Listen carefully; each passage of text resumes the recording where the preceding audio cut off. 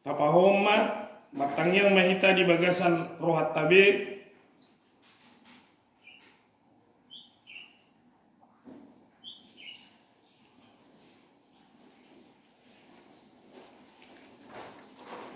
Amin. Tapukama masuk marede saudara-saudara terkasih. Nama minggu kita adalah kantate, yang artinya nyanyikanlah nyanyian baru bagi Tuhan.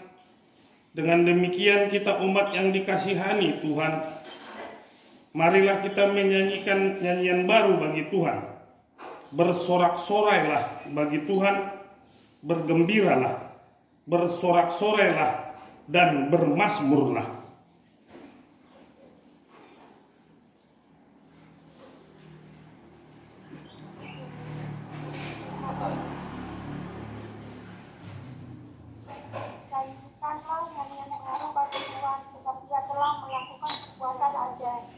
Bermazmurlah bagi Tuhan dengan kecapi dan lagu yang nyaring, dengan nafiri dan sangkakala yang nyaring. Bersorak-soraklah di hadapan Raja, yaitu Tuhan.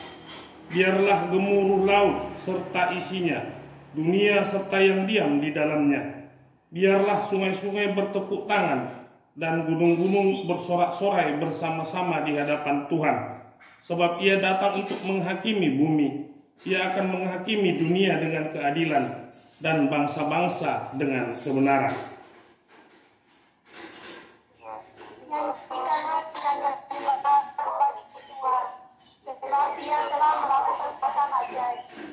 Saudara yang terkasih, marilah kita menghadap Tuhan dan memuji-muji dan memuliakan Dia yang melakukan perbuatan-perbuatan yang ajaib.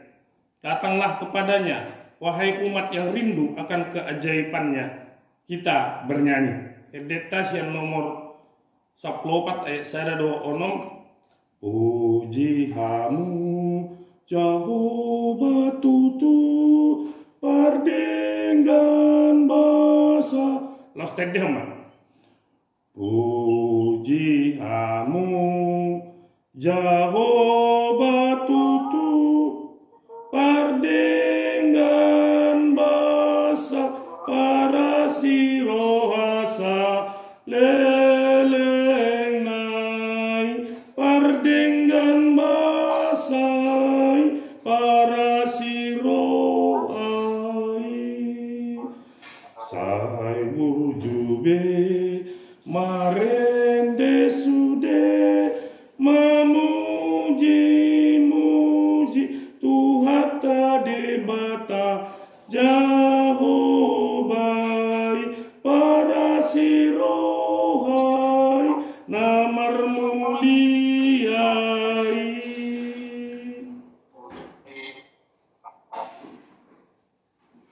Di dalam nama Allah Bapa dan nama anaknya Tuhan Yesus Kristus dan nama Roh Kudus yang menciptakan langit dan bumi. Amin.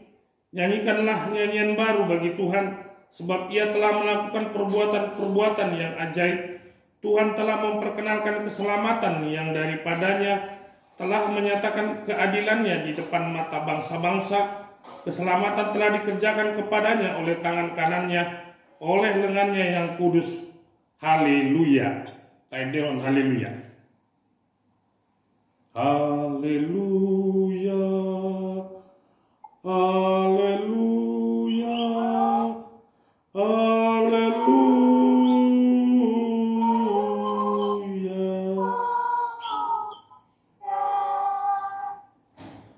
Marilah kita berdoa. Ya Yesus Kristus, Engkau adalah sinar terang kebenaran yang menerangi seluruh umat manusia di bumi ini. Hadapkanlah wajahmu kepada kami, dan sucikanlah hati dan jiwa kami, supaya kami mengenal jalan kehidupan itu. Bimbinglah kami, supaya jangan tersesat dari jalan yang benar itu. Yesus Kristus Tuhan kami. Amin. Kita bernyanyi dari buku nyanyian 565 ayat 1. Hatiku gemar memuji karena kasih rahmat-Mu. Oke? Pedema.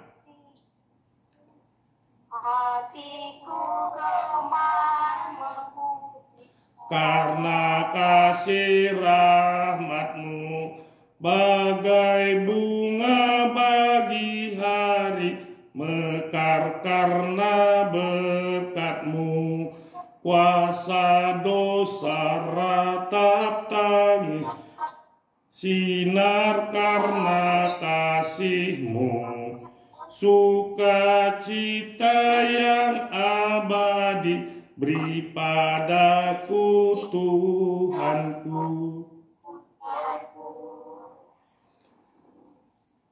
Hukum Taurat yang ditetapkan untuk kita pada minggu kantate ini tertulis dalam 1 Petrus 2 ayat 17. Hormatilah semua orang, kasihilah saudara-saudaramu, takutlah akan Allah, hormatilah raja. Marilah kita memohon kekuatan dari Tuhan untuk melakukan yang sesuai dengan hukumnya.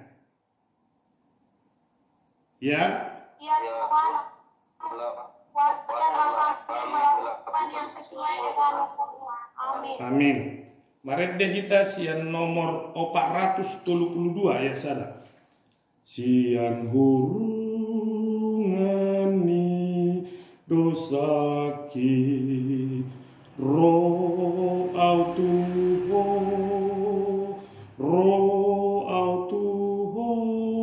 tadi Mbak. Sian hurungani dosaki ro autuho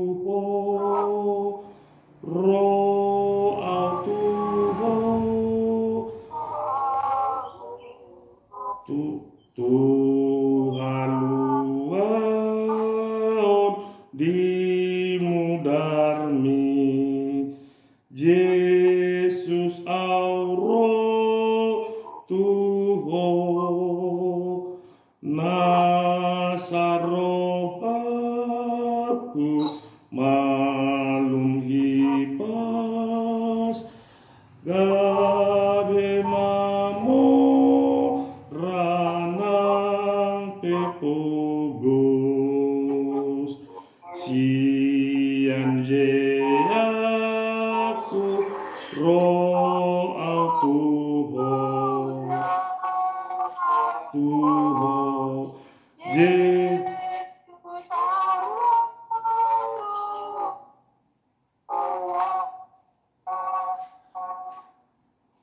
Ya Tuhan Allah, Tuhan yang melakukan perbuatan-perbuatan yang ajaib, Allah yang memberikan keselamatan dan keadilan di hadapan bangsa-bangsa, Allah yang menghakimi dunia dengan keadilan dan bangsa-bangsa dengan kebenaran. Engkaulah Tuhan yang tidak menolak doa-doa kami.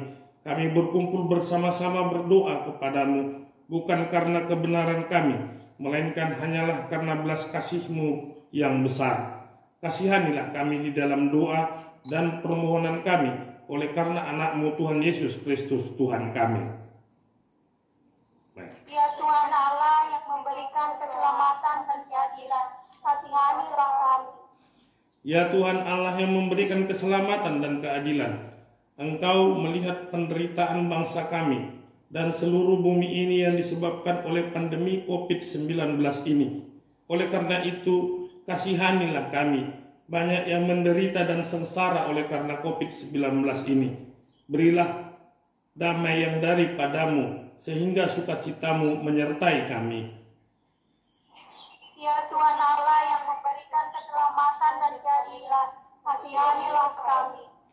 Ya Tuhan Allah yang memberikan keselamatan dan keadilan, akibat pandemi COVID-19 ini telah menyebabkan semakin banyaknya penderitaan yang berat dan keras. Namun hamba-Mu Paulus menyuruh kami supaya bersukacita dengan orang yang bersukacita dan menangis dengan orang yang menangis. Jadikanlah kami supaya semakin peduli di segala penderitaan orang lain, saling menopang dan saling memberi, supaya tidak ada satupun yang putus asa, tidak ada yang kalah di dalam penderitaan akibat pandemi COVID-19 ini.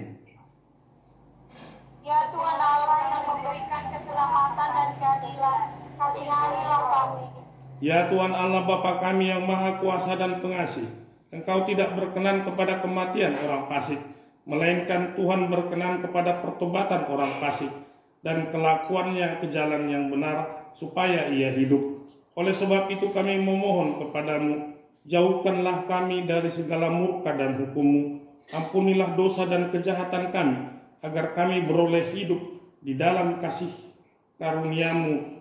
Karuniakanlah kami kekuatan, agar kami tetap kuat dan kokoh di dalam nama anak-Mu Tuhan Yesus Kristus Tuhan kami.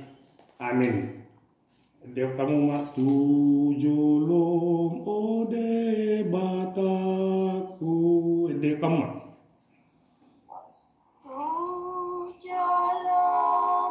Oh bataku sayu se duru akon sai pasia tangi aku dohot i lui lukon. Janji Tuhan, marilah kepadaku semua yang letih lesu dan berbeban berat, aku akan memberi kelegaan kepadamu. Pikullah yang kupasang dan belajarlah kepadaku, karena aku lemah lembut dan rendah hati, dan jiwamu akan mendapat ketenangan. Sebab kuk yang kupasang itu enak, dan bebanku pun ringan. Kemuliaan bagi Allah di tempat yang maha tinggi.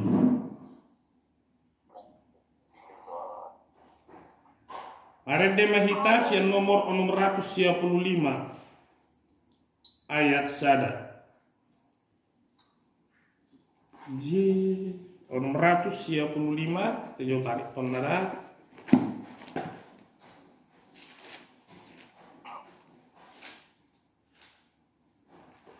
Sol sol pa mi mi re do lala.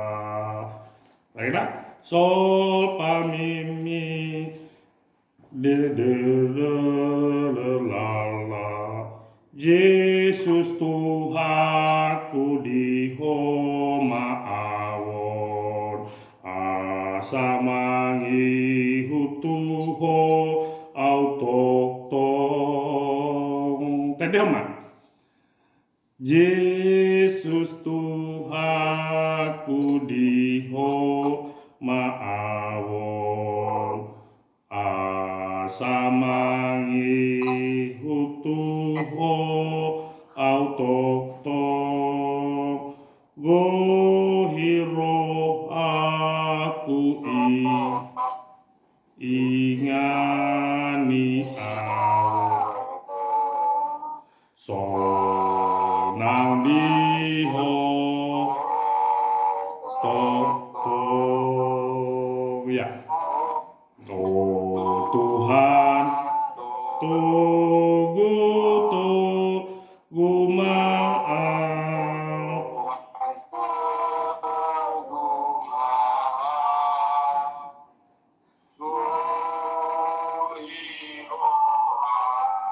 Ku ingani awon, sonang diho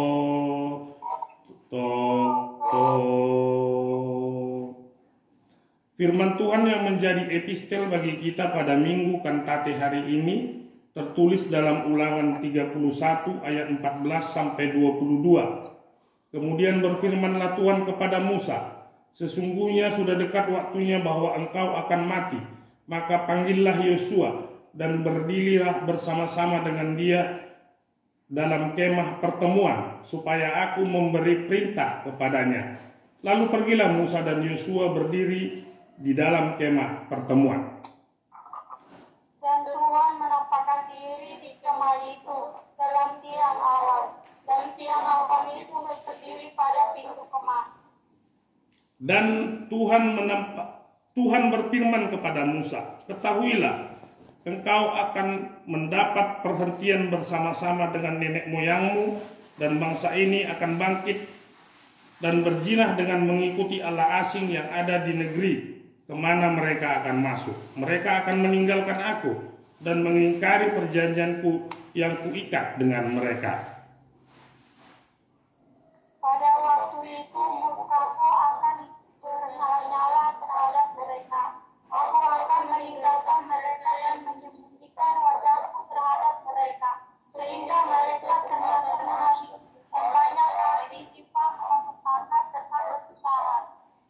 Maka pada waktu itu mereka akan berkata, bukankah malapetaka ini menimpa kita oleh sebab Allah kita tidak ada di tengah-tengah kita?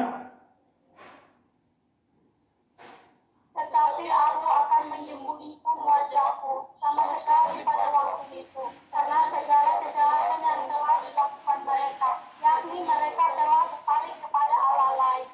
Oleh sebab itu tuliskanlah nyanyian ini dan ajarkanlah kepada orang Israel. Letakkanlah di dalam mulut mereka, supaya nyanyian ini menjadi saksi bagiku terhadap orang Israel. Sebab aku akan membawa mereka ke tanah yang kujanjikan dengan sumpah kepada nenek moyang mereka, yakni tanah yang berlimpah-limpah susu dan manisnya.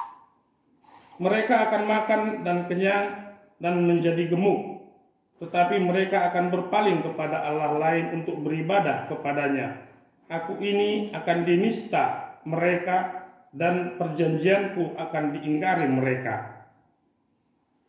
Maka apabila banyak kali mereka ditimpa malapetaka serta kesusahan, maka nyanyian ini akan menjadi kesaksian terhadap mereka. Sebab nyanyian ini akan tetap dibiskan mereka. Sebab aku tahu niat yang dikandung mereka pada hari ini, sebelum aku membawa mereka ke negeri yang kujanjikan dengan sumpah kepada mereka. Maka Musa menuliskan nyanyian ini dan mengajarkannya kepada orang Israel. Demikian firman Allah. Berbahagialah orang yang mendengar firman Allah serta memeliharanya. Amin. Kita bernyanyi dari buku nyanyian KBP nomor 453 ayat 1. Luguna sada guarna muli. Melon tak kasuta bota te. Da da da da da da da da da da da da da da da. Tadi homan. Nama Yesus ya Di atas segala nama Tuhan Yesus Kristus. yang terindah di dunia, indahlah namanya, Juru Selamat dunia. Indahlah namanya, ku nyanyikan ta tidak kom maha persiap tai soon nahina tidak kom ni dongak ta di santok portibion rapma hita madok au persea di dibata Jehovah ido ama parguguna suatu dusan na tumo palangit doho tano au persea di Yesus Kristus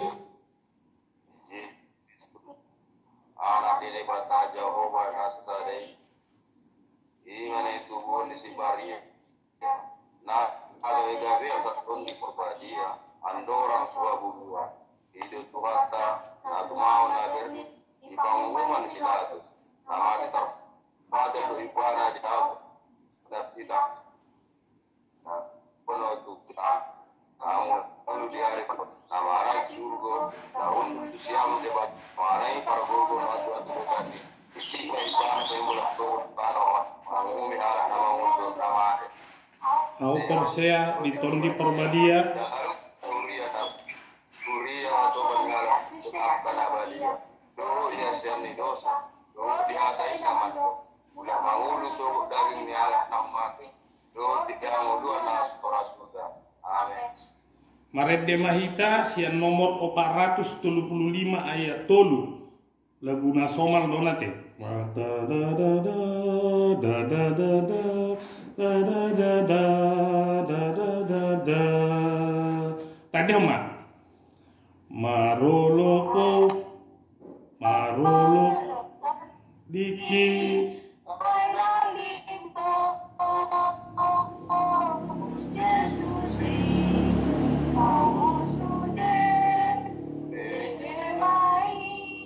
Sai lasro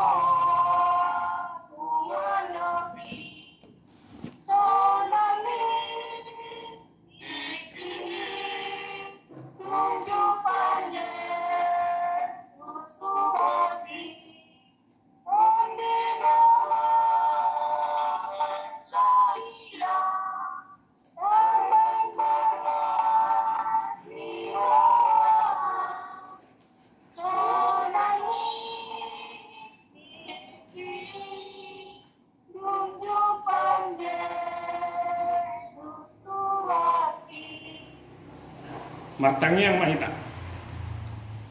Ali Tuhan debata amanami nama bangsa di benua gijang mulai hati di pasahat rohanami tuho Tuhan ala di luas sodo pehami marsoba tuho melalui ibadah nami ibagasan menunggu Tuhan nakpe pulau kami persobaun namion marhite-hite video call sian WhatsApp oleh Tuhan tapos durhanami narodoho jalana di marsaur kami dohoto marhiti-hiti hatami di bagasan manuguton tok Tuhan naik pangihonon nami mahatami o matotong nama ngalion gugu do pikiran na bisuk tuhami asaboy Tuhan buat tusihami hatami na naik sulahonon nami di ngudu nami sigano pari marhiti-hiti gua anak Tuhan Yesus Kristus martangia kami tuho. Amin. Yamu amang simatupang inang purba Nela Jo dan Butet ya yang baru baby yang baru lahir. Firman Tuhan untuk kita hari ini di minggu kantate ini adalah dari Wahyu 12 ayat 10 sampai 12. Wahyu 12 ayat 10 sampai 12 saya bacakan untuk kita. Demikian firman Tuhan. Dan aku mendengar suara yang nyaring di surga berkata, sekarang telah tiba keselamatan dan kuasa dan pemerintahan Allah kita dan kekuasaan Dia yang diurapinya, karena telah dilemparkan ke bawah pendakwa saudara-saudara kita yang mendakwa mereka siang dan malam di hadapan Allah kita. Dan mereka mengalahkan Dia oleh darah anak domba dan oleh perkataan kesaksian mereka, karena mereka tidak mengasihi nyawa mereka sampai ke dalam maut. Karena itu bersukacitalah hai surga dan hai kamu sekalian yang diam di dalamnya. Celakalah kamu hai bumi dan laut, karena iblis telah turun kepadamu dalam geramnya yang dahsyat, karena ia tahu bahwa waktunya sudah singkat. Demikian firman Tuhan. Saudaraku yang kekasih, inilah seruan minggu kita hari ini, yaitu Minggu Kantate.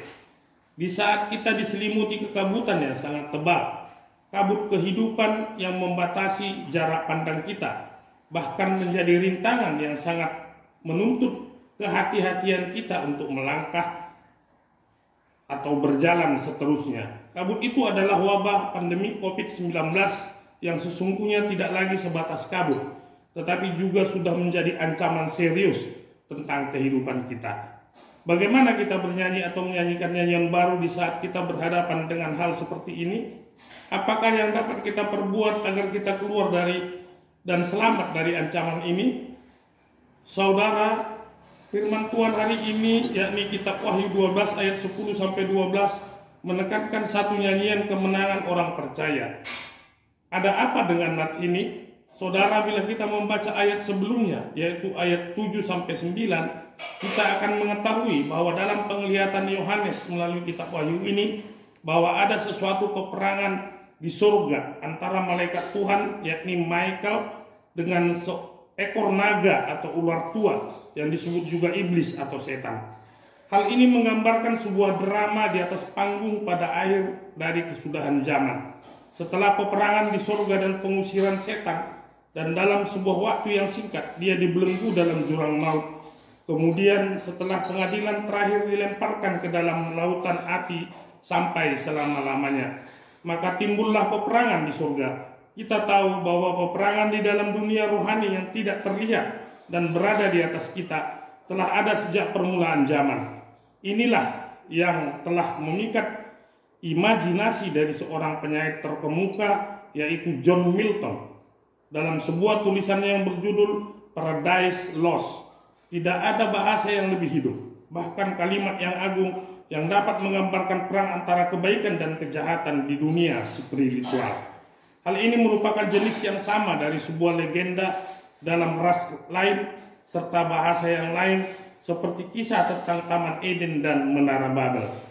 Hal ini juga membuat sebuah kesan yang tidak dapat luntur atas pikiran manusia, dan di balik kebenaran dan catatan firman Allah, di mana manusia tetap hidup di dalam tradisi dan di dalam legenda kesukuan atau ras yang berbeda.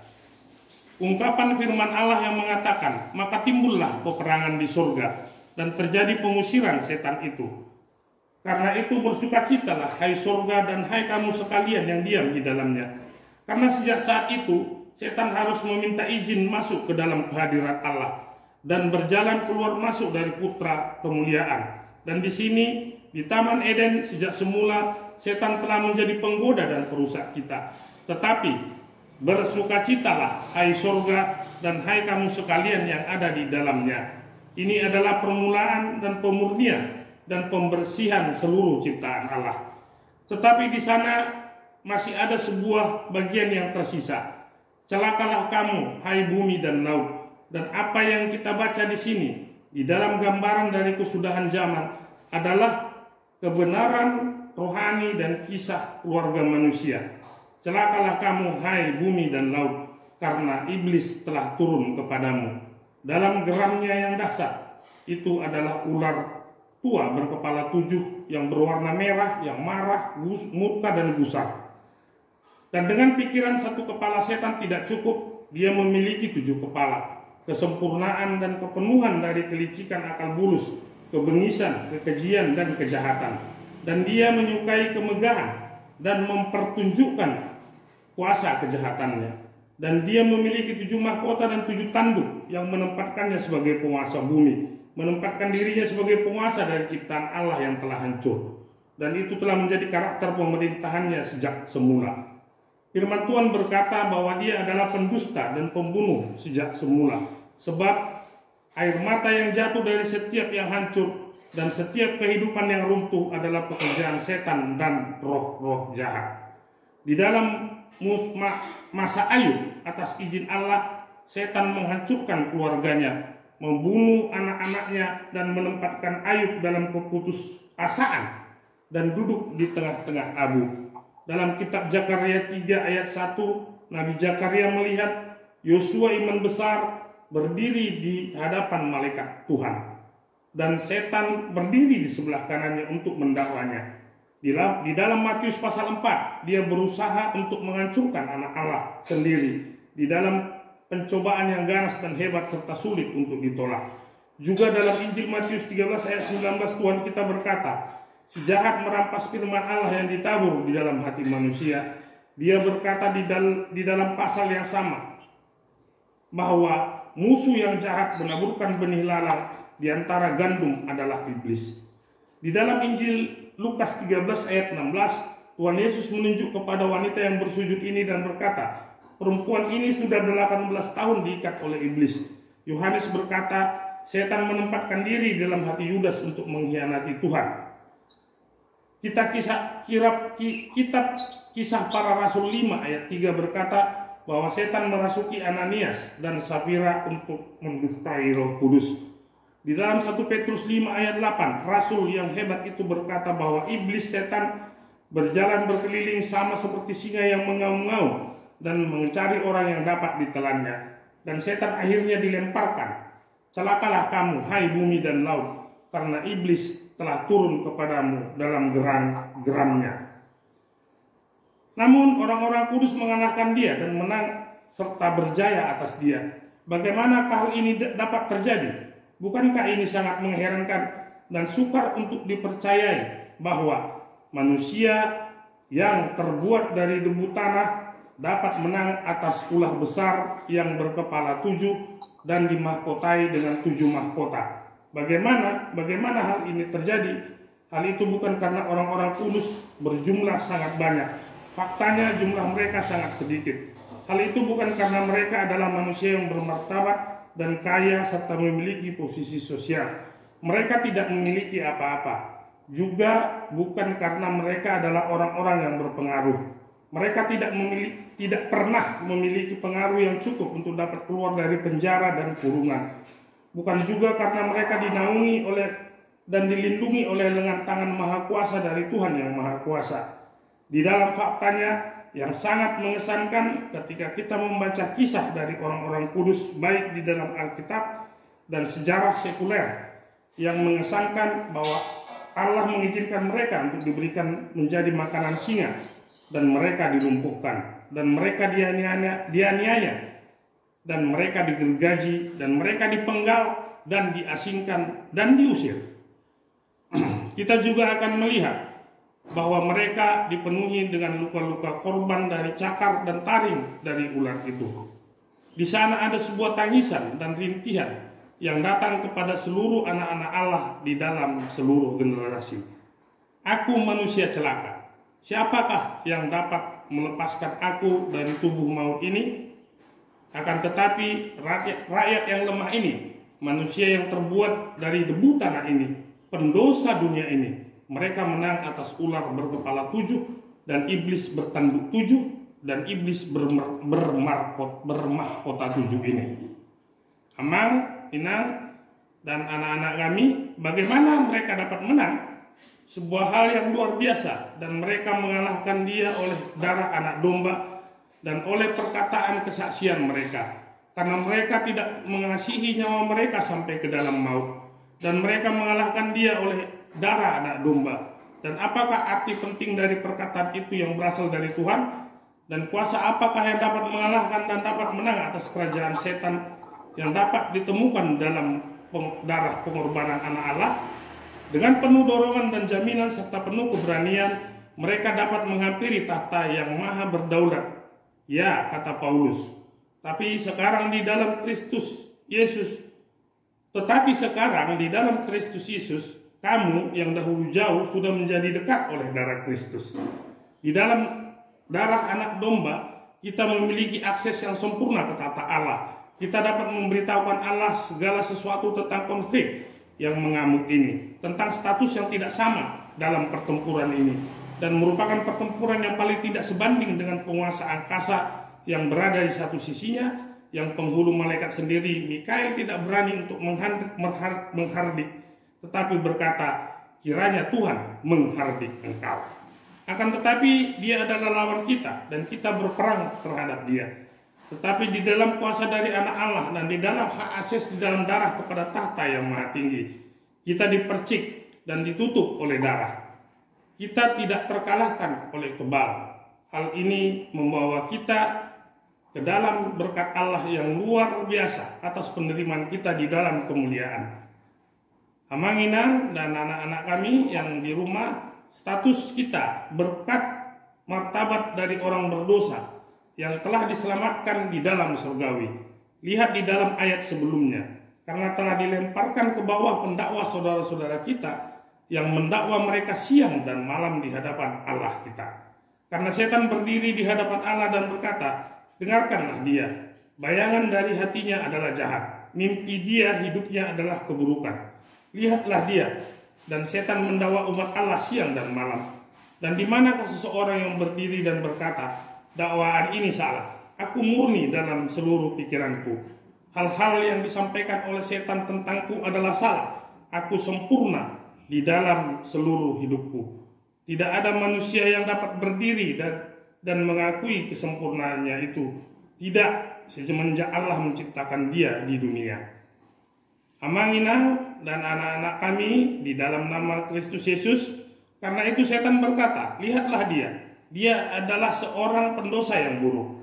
Setiap manusia yang menunjukkan kepalanya dalam rasa malu dan berkata, Allah itu benar. Setiap manusia terhilang di dalam keburukannya dan di dalam dosanya. Dan setan mendakwa mereka siang dan malam. Dan mereka mengalahkan dia oleh anak domba. Darah Yesus Kristus anak Allah menyucikan kita daripada segala dosa. Mereka itu adalah orang-orang yang telah mencuci jubah mereka dan membuatnya putih di dalam anak domba. Wahyu 12 ayat 11. Dan mereka mengalahkan dia oleh darah anak domba. Kita telah menerima penerimaan dan status di surga karena pengorbanan Allah. Sebuah tradisi Talmud di antara orang-orang Yahudi berkata bahwa setan, musuh lama dari umat Allah, mendakwa Allah siang dan malam kecuali pada hari pendamaian. Dan setiap malam orang Kristen memandang kepada darah Yesus sebagai sebuah hari pendamaian. Dan mereka mengalahkan dia dan darah anak domba. Dan mereka mengalahkan dia oleh darah anak domba. Itu adalah obat bagi sebuah keselamatan kekal. Sebuah pembebasan abadi Israel tidak akan keluar dengan selamat dari Mesir kecuali dengan darah penebusan, darah anak domba yang dipercikan dalam bentuk salib di ambang atas dan kedua tiang pintu.